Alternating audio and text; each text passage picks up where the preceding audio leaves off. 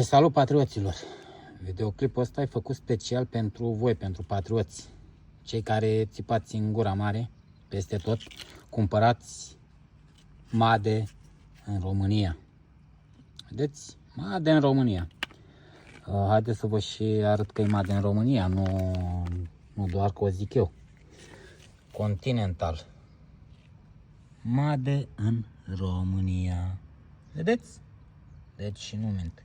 Continental, OCP PK 1371, Made în România.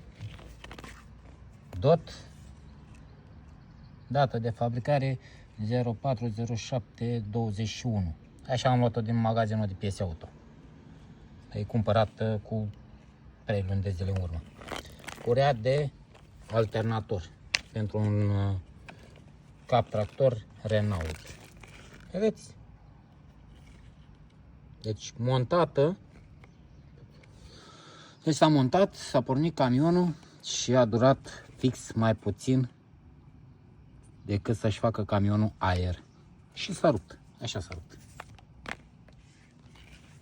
Vedeți? Patrioților, ăștia care doriți comunism, ăștia care doriți totul să facă în România. În România nu faceți nimic bun. Totul faceți la mișto, totul în glumă proastă. Valabil pentru ingineri, pentru conducătorii Continental România și pentru patrioții pulii mele. Asta e. Continental, Made în România. Deja a început să-mi fie scârbă. Ca țară și ca tot. Tot ce cumpere de căcat. Senzori ABS cumpărați, montați, n-au funcționat. Senzor ABS recumpărat de nou. Nou, montat 2 săptămâni.